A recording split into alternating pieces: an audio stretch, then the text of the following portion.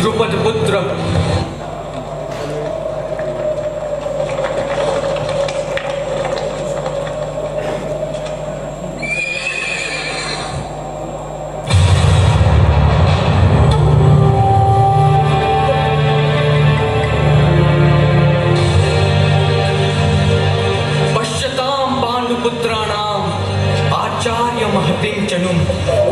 व्यूढ़ं द्रुपदपुत्रेण तव शिष्येन धीमता। हे आचार्य द्रोण, आपके बुद्धिमान शिष्य द्रुपद पुत्र धृष्टद्युम्न द्वारा व्यूहाकार खड़ी की हुई पांडु पुत्रों की इस बड़ी भारी सेना को देखिए। दुर्योधन,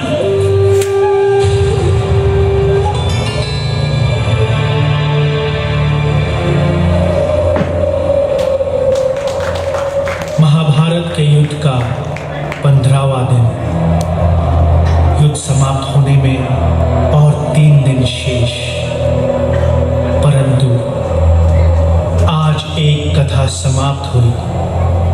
एक कथा 2 राजाओं की, 2 योद्धाओं की, 2 मित्रों की। एक कथा जिसके अंदर इतिहास के सबसे घमासान युद्ध के बीच होए गए।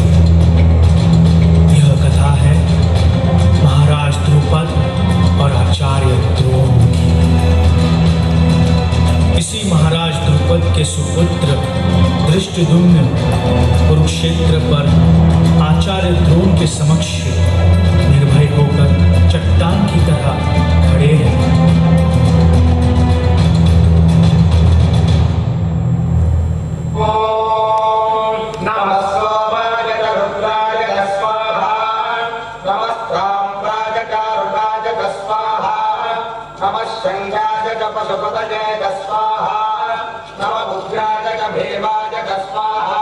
इसी यज्ञ के फल स्वरूप उसे एक पुत्र और एक पुत्री की भी प्राप्ति हुई। उस वक्त एक आकाशवाणी हुई।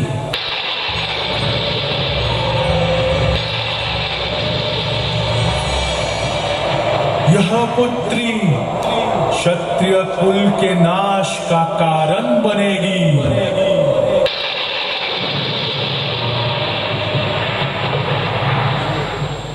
और इस पुत्री का नाम था द्रौपदी और पुत्र का धृष्टद्युम्न।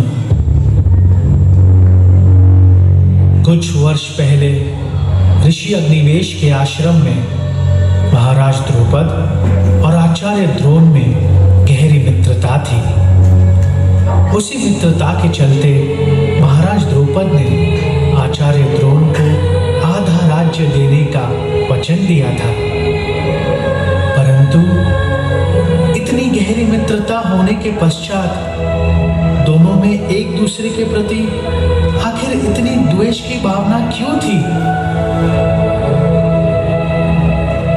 कुछ वर्ष पहले की बात है।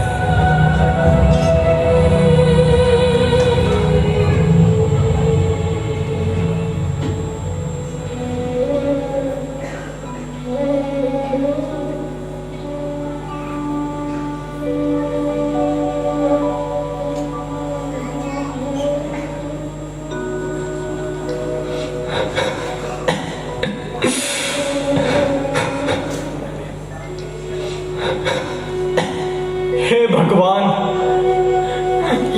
यह मेरी कैसी दुर्गति है। मैं और मेरी पत्नी तो सूखे पत्तों पर भी जी ले, परंतु मेरा पुत्र अश्वत्थामा, इसे तो आज यह भी नहीं पता कि दूध क्या होता है।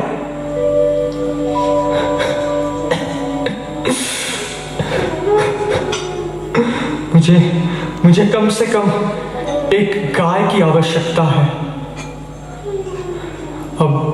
अब मित्र द्रुपद के पास जाने के अलावा मेरे पास और कोई चारा नहीं।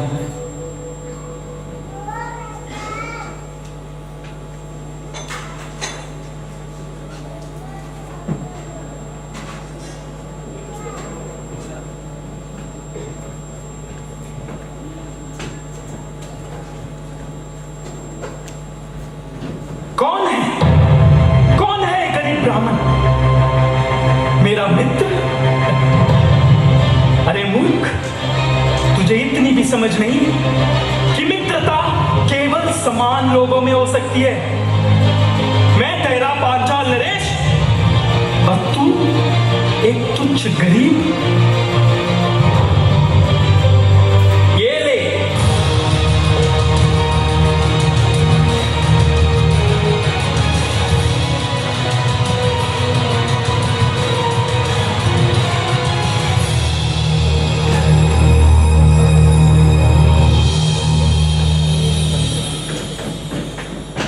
द्रुपद के इन विष भरे शब्दों से द्रोण के हृदय में नफरत की ऐसी ज्वाला भड़क उठी जो केवल द्रुपद के सर्वनाश से ही बुझ सकती थी।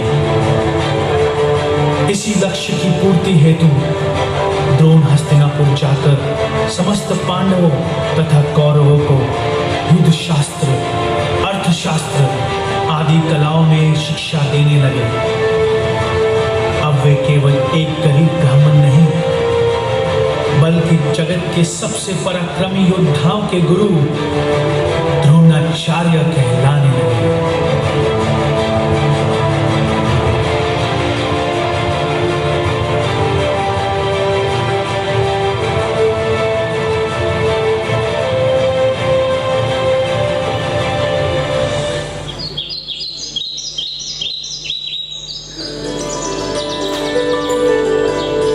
आयुष्मान भव कौन्तेय। हे शिष्यों, अब तुम्हारी शिक्षा पूर्ण हो गई है। अब युद्ध भूमि पर अपना कौशल दिखाने का समय आ गया है। हे मेरे गुणी पुत्रों, एक क्षत्रिय की पहचान केवल शक्ति और शौर्य से ही नहीं, परंतु उसके अटल सिद्धांतों तथा राज्य के प्रति निस्वार्थ भाव से होती है। जाओ, हमेशा धर्म और न्याय के प्रति निष्ठावान रहकर कुरुवंश के गौरव को नई ऊंचाइयों तक पहुंचा दो। आचार्य द्रोण की जय। लेकिन अब गुरु दक्षिणा के रूप में मुझे केवल पांचाल नरेश द्रुपद बंदी चाहिए। बस इतनी सी बात। चिंता ना करिए गुरुदेव, सूर्यास्त के पहले वह राजा आपके चरणों में पड़ा हो। हम कौरव के सामने भला कोई खड़ा हो सकता है क्या?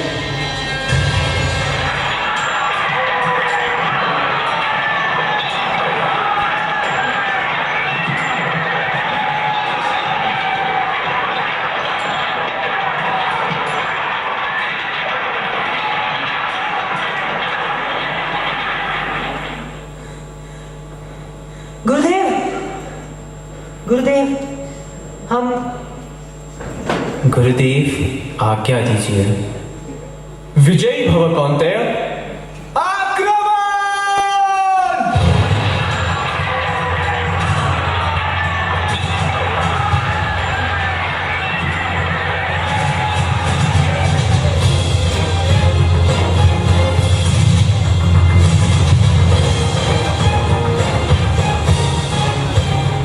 यह लीजिए गुरुदेव आपकी गुरु दक्षिणा।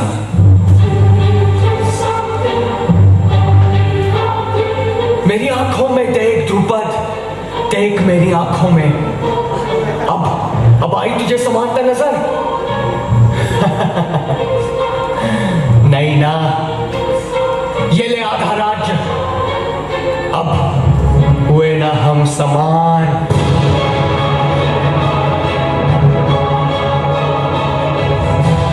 इस पश्चात द्रुपद के हृदय में प्रतिशोध की ज्वाला भड़क उठी और उस बदले की भावना में उसने वह पुत्र प्राप्ति का यज्ञ किया।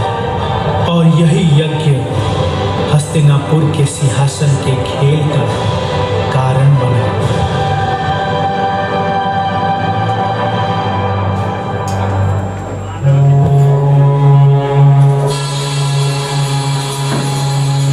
मामाश्री, हमारे चाल के अनुसार हमें 6 की जरूरत है मामाश्री। 5? मेरी चौसर में इतनी ताकत है, मैं 6 बोलूं तो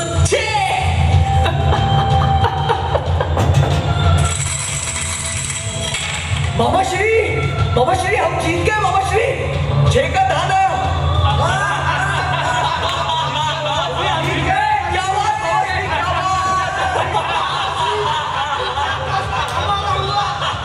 मामा श्री